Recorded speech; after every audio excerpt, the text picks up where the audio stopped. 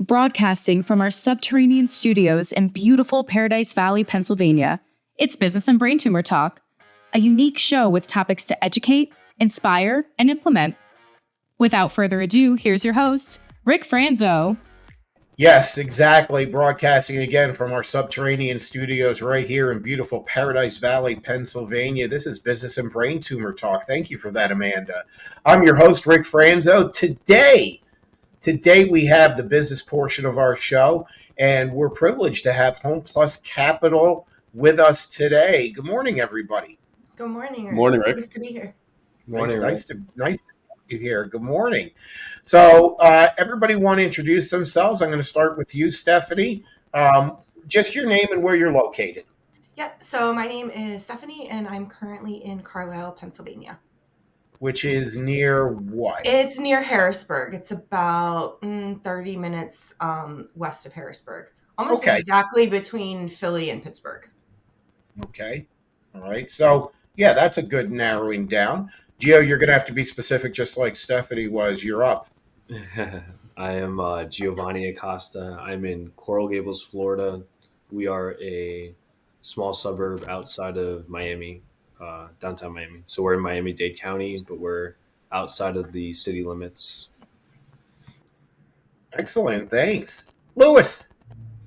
My name is Lleshi. I am in Westchester County, just above New York City. Excellent. Thank you so much. It's great to have everybody here. Mortgages and everything that goes with it. Did you want to be in the mortgage business when you grew up? Was that your fondest dream? Was that, I always wanted to be a loan officer. I always wanted to be in the mortgage business. And so what led you in your path through life to the mortgage business? Stephanie, I'm going to start with you. It certainly wasn't intentional from, the time I was a little kid that I wanted to be in this. After college, well, I was actually a psychology major in college. I went to Virginia Tech. So after I graduated, I had a cousin who was moving to New York City. I'm like, hey, I want to move to New York City. And honestly, it just was an entry-level position for me that, I could survive in New York City, and it kind of went from there. That was 20-something years ago. That was in 2003. And started off on the sales side, quickly realized that wasn't necessarily for me, and have been more back office, like paperwork kind of focused for, I would say, the past 17 years. So behind the scenes, you're keeping everything going and flowing from behind the scenes. Awesome. That's great. Excellent. Gio, what brought you to this category or sector of business? I don't want to steal Lewis's thunder, but I'm going to say I don't think anyone grows up dreaming of being in the mortgage business. I think a lot of us kind of just got here by circumstance. So I have accounting background. So I went to Temple University, got my degree in accounting, finance, and I just quickly realized that I don't think accounting was for me. Just a little dry for me. I'm a people person, kind of a salesy person. So like Stephanie, just an entry-level sales position into a mortgage company. And I was at the prior company for 10 plus years and kind of worked my way up from an entry-level salesperson to a loan originator, did a little bit of sales management there, and just fell in love with it. So I've been in it now since early 2023. So I think a little over about 11 years or so. Going on 12 years, and it's been really good to us. That's awesome. So Stephanie, you've been in this for how long? Since 2003, so 21 years. So 21 years and a half. Right. And Gio, you're about 11 years in. And so, yeah, that's substantial. Louis, good day. For me, I went to college. I mean, I kind of graduated just applying around on Indeed and, found a spot on the mortgage company here and I don't know, kind of enjoyed everything related to real estate. So I don't think I grew up wanting to be a loan officer, but maybe real estate altogether kind of intrigued me. So kind of found a liking towards the mortgage side of things, and um, started working at a mortgage company, and now us three are together here at HomePlus Capital. Yeah, and that kind of leads into the next question. Why are you working for yourselves and not for somebody else? Why the jump into entrepreneurship and really being responsible for your own business, your own revenue, your own trajectory? And this is really for anybody. So, why? I think we all loved working together, so it was cool. Okay.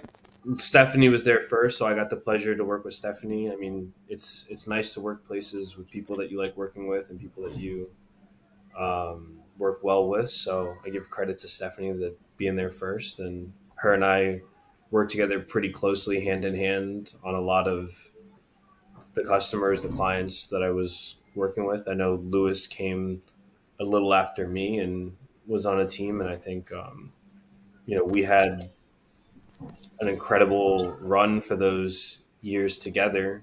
The mortgage industry, some things are a little bit out of your control. It's sensitive to home prices. Sometimes it could be sensitive to interest rates and things like that. And it was a real slow time where things got difficult. People started to leave. Things started to change a little bit. And the idea for me of staying in the industry never really leaving the industry, I should say, never really crossed my mind. And just to have the opportunity to do something else with some of the same people that I really enjoyed working with was like something I just couldn't turn away from. So what I like to do with who I like to do it with, even if it was in a new place, to me was just very important. No, that makes a lot of sense. That kind of mirrors why a lot of people, started their own entities, so to speak. So that makes a lot of sense. How about for all of you? I mean, for me, I have Giovanni and Lewis to thank for sure. Um, the place that we all worked at previously closed, so I was taking a little bit of time off, deciding what I was going to do, if I was going to stay in the mortgage industry, if I was going to try something else. Um, and these guys called me and were like, "Hey, come join our team." And like Gio said, we had a really great working relationship before. And I thought it was going to be a fun little challenge, being at a new place, starting from the ground up and kind of learning from past mistakes, and being able to build, what we hope to be a really strong company. It's funny that you use the word challenges, because that's a good way of putting some real difficulties into perspective. But that makes a lot of sense. Thank you, Stephanie. Lewis. Um, for me, I mean, I worked with Giovanni for many years together. Right when I started working at the company, I worked with him alongside him, learning a lot about the industry and how pretty much mortgages work, how to take an application, how to structure a file properly, how everything's going to fall into place to get a closing done. Um, and then I kind of saw the industry maybe focusing more towards purchase business, and I think we all agree that purchase business is super relationship based. So just going out there and shaking hands, and it's a little bit different of a model that we have now compared to like in at the past place. So a lot more relational type networking and sales and things like that, right? Yeah, a lot of the referrals, leads, whatever you want to call it, come from relationships that we're sort of building.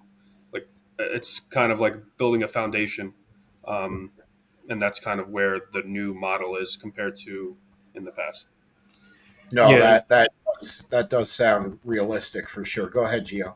I think Rick too. A lot of us we were in the same position. Like a lot of people, especially in finance or financial services, you get a lot of people that sort of hop from one place to another and never really build like a really strong long-term working relationship with people. I mean, we all three of us, I think, graduated college at 21. All three of us were at the same mortgage company, one company the whole time, and got really good like fundamentals and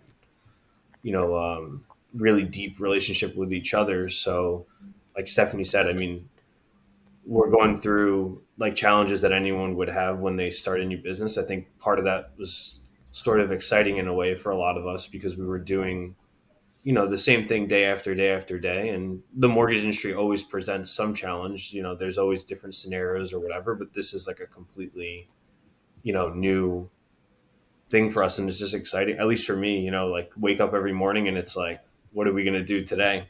Mhm. And it's fun because it's balancing not only the business that we all know, but also the operational part. I mean, Stephanie deals with most of the operations, but making those types of decisions that really impact not just today, but 2 years from now, 5 years from now. Like we've all been in this a while, but we're all relatively young, and we're gonna hopefully have a nice long career in front of us. So it's exciting. That's great that you wake up every day and you're excited. I do the same thing, right? And so that's one of the reasons why I wanted to work and rely on me and not have somebody else dictate what was going to happen to me, how much I could earn, where I had to be and everything else. And that's why I wake up excited and really looking forward to every day, which is it's kind of a feeling that so many people don't get the opportunity or don't take that leap to actually do. And it's a little sad in some ways, but it's exhilarating and scary at the same time. If it's not scary, it's probably not big enough, right? Right. So Yeah. for sure. What do we see as trends in the mortgage industry? So I've owned my home for 34 years. I can't tell you anything about fixing my home. I can't tell you anything about mortgages. So just because I own property and a home doesn't mean I have that intimate knowledge of a lot of the workings. If you ask somebody, everybody drives a car every day, or most people do. So the combustion engine, how does that work? Mhm. And the answer usually is, well, I turn the key and it starts and I put it into gear and we go. And so that's what it is. What are some of the intricacies that you're seeing with educating people on what mortgages are and, what sets you apart from other mortgage companies? Yeah, I think I deal with a lot of upfront just discussion with customers and sort of trying to educate them. Stephanie usually comes in a little bit later on in the process, so speak to some of that. I think what is happening a lot right now is you have a sort of a squeeze on inventory. You have higher rates, so everything is not super cookie cutter. I mean, you're having to get creative in some situations to try to make people's payments more affordable. House people maybe have to settle for a home that they need to renovate or something. So I think one of the bigger things that gives us a big advantage, kind of going with the trend, is just having experience being creative. Like if you're out there brand new, you don't have a great team that works together well, communicates well, and that type of stuff, doesn't have a wide product offering or product knowledge, you might get stuck because there's not a lot of, quote unquote, easy things out there. Like we're working, we're doing well, but we're working very hard for our clients on the things that we have. And, you'll get maybe one or two cookie cutter deals here and there, but a lot of this is, I think, about creativity and finding ways to get people into the houses that they really want. Yeah, that sounds amazing. What do you think, Lewis? For me, I'm going to jump on his bandwagon a bit and say there's we as a broker we have, and what sets us apart is we have many lenders that we use for many different situations, and it's really nice to have all the options available to your clients. So, for example, we're doing a lot of what's called non-QM business this year, where people can buy a property in an LLC. They can buy a property without having to show tax returns if they're self-employed. So there's a lot of different options out there now that we're kind of taking advantage of, and it's super helpful as a broker to be able to pick and choose where things go and what's in the best interest of the customer. And I think this year so far, we've had great success with people's I guess happiness, and they're pretty happy with their closings, pretty happy with their loans, their products that we're you know placing them into. So it's been a great year.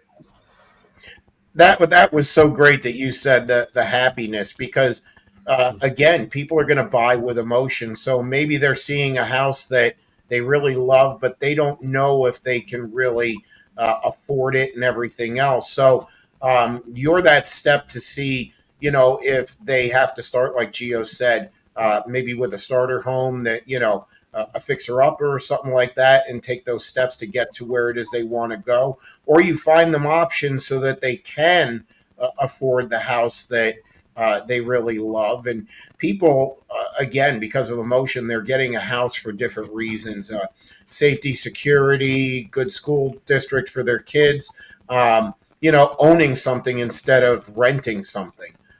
There's so many different things. So you really key on the happiness of the person, not just in the customer experience that you do, but helping them to get into, what it is that they've really been, their hopes, their dreams, their expectations, their desires, what that really looks like, right?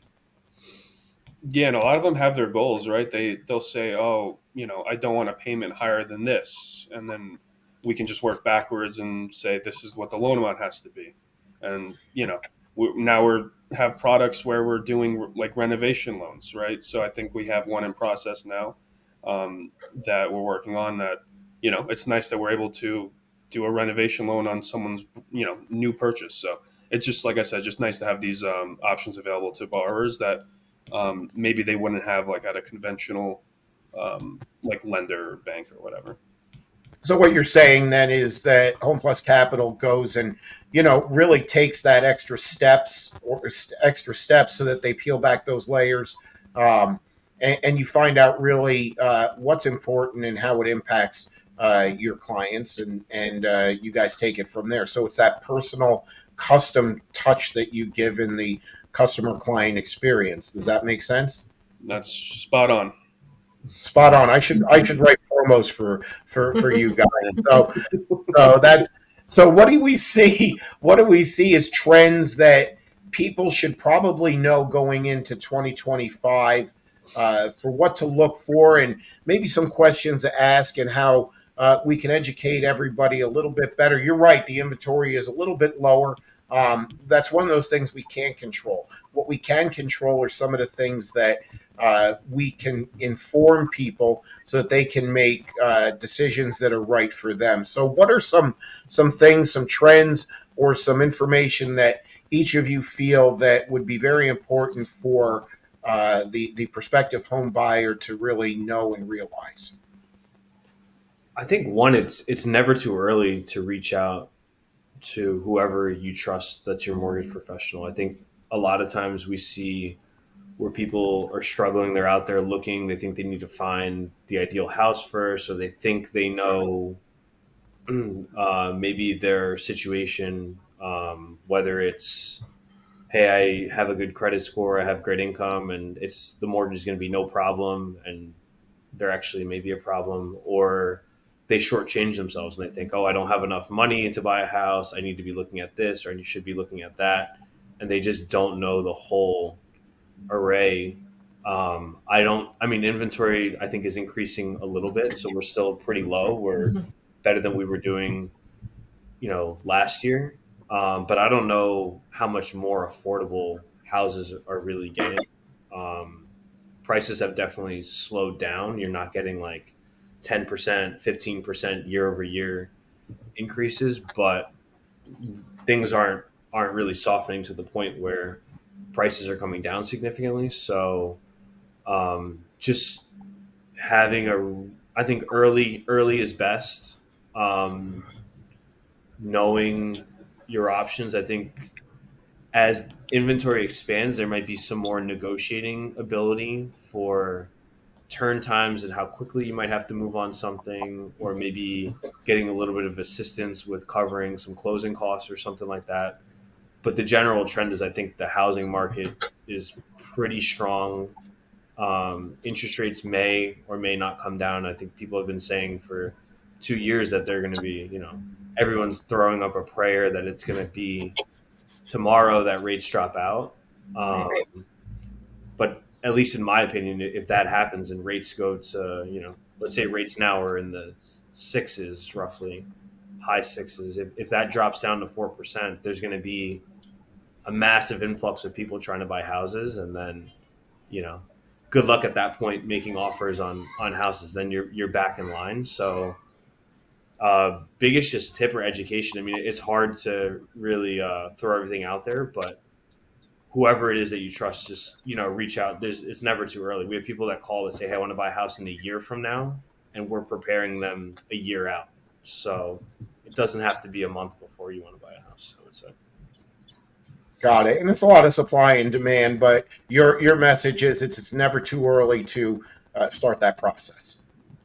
Yeah, never. Literally a Okay. year, 18 months out, people will tell us, "Hey, I'm thinking about moving from here to there. My goal is to do that in the next year or two."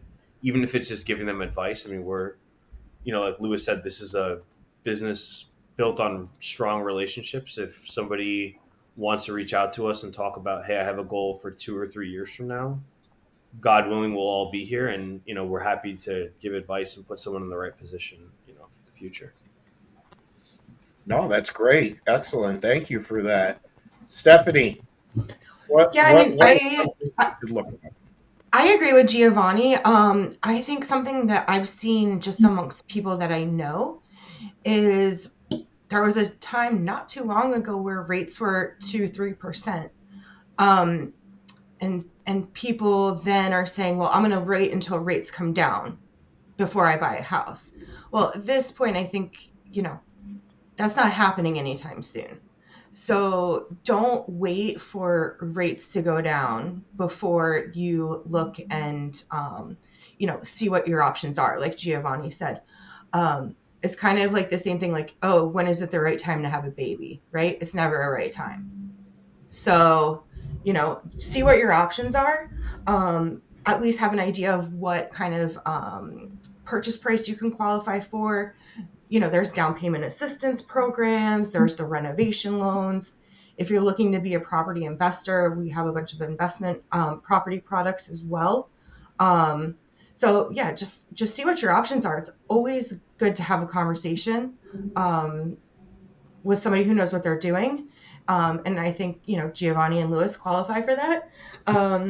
And we do have a very wide range of products. There are some brokers out there who only work with, 2 or 3 lenders. We work with 30 lenders. So we definitely make sure that we're in a position to give our customers the best experience.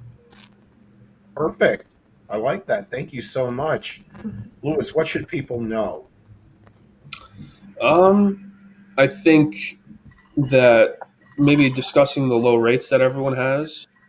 There's a lot of people that have given up their low rates that I've seen as of late um, for maybe something better, right? So someone could give up their lower rate to go cash out of their property and go buy another property. Maybe they want to just expand their real estate portfolio. Maybe they want to move because of a um, school system, right? So people move for that reason. People move for all sorts of big life events. So I don't think the low rates that people have really will probably, I don't know. I mean, I'm sure some people will hold on to it forever, but I think that I read somewhere that the average person stays in their house or loan for about 7 years or something like that. So, I mean, we're probably 3 or 4 years out from those low rates at this point. So, I don't know. I think, yeah, never hurts to also have a conversation too early. A lot of the times when I first speak to someone, I let them do the talking. I always have a habit of asking them what they want to do and then kind of fill in the blanks based on their goals. So, I mean, some people want to put down 20, 30%, but some others like, oh, I have all this money, but maybe I don't want to do 20%. Maybe they don't know that they can do 3% down or 5% down. So, again, it's about having the conversation early. Um, and figuring out like what kind of fits their goals, with the best product that we have available. So really, the common theme I've heard here, just to sum it up, is kind of meeting your client where they are and helping them to make an educated and decision that really works best for them, right? So that's what we do, is we educate them and show them the ways that they can achieve whatever it is that their dream is, or to pre-plan for that and be proactive and not so reactive, and really focus on the things that are important when it comes to making probably the biggest purchase of their lives. So one final question for the three of you is, if there is an entrepreneur, right? We know that entrepreneurship isn't easy. If it was easy, everybody would be doing it. But what would be some advice, not a tip, a trick, a hack, or anything like that? What would be some solid advice that you would give somebody that is looking to start their own venture? And I'm going to start with you, Stephanie. I would say don't overthink things too much. Sometimes it's better to make a quick decision and then, tweak it down the line than not make a decision at all.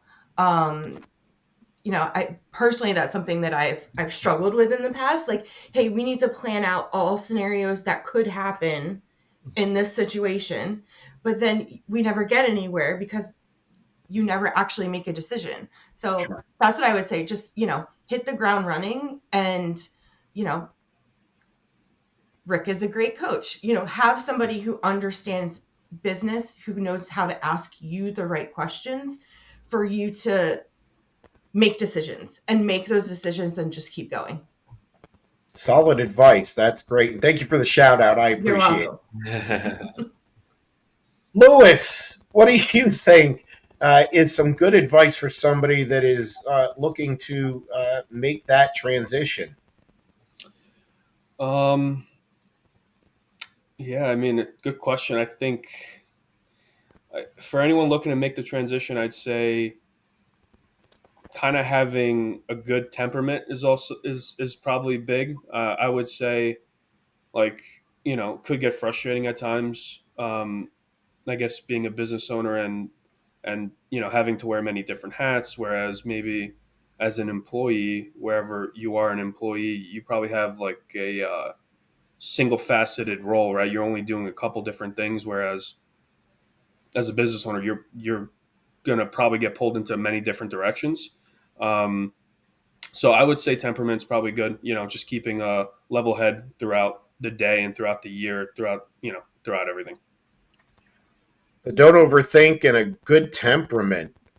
This is gold. Giovanni, take us home. Yeah, I'll pick up a little bit of where Lewis left off. He talked about being all over the place. I think in the beginning, when you have a business, it's figuring out having a good team around you, when you can delegate, who you can trust maybe outside of your organization for help. There's sometimes I think issues where people want to do everything themselves, whether that's for cost savings or because maybe they just don't trust others around them to help.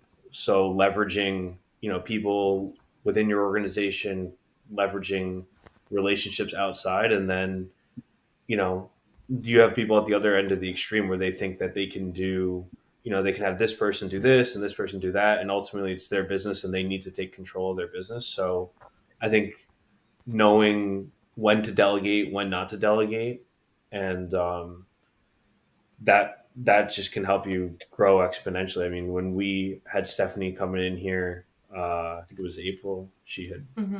come. I mean, she moved our timeline up tremendously. Like, shout out to Rick for good coaching, but shout out to Stephanie for holding it all together. And I think, looking back at the year, um, we have to be like probably a year ahead of the schedule in terms of operationally where I thought we would be. There's just, you got to know what you're good at sometimes and what you're not.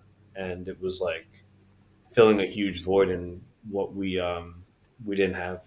So I think I was Yeah, here for a couple of months before Stephanie came in, and it's been really changing the business a lot. So it's great.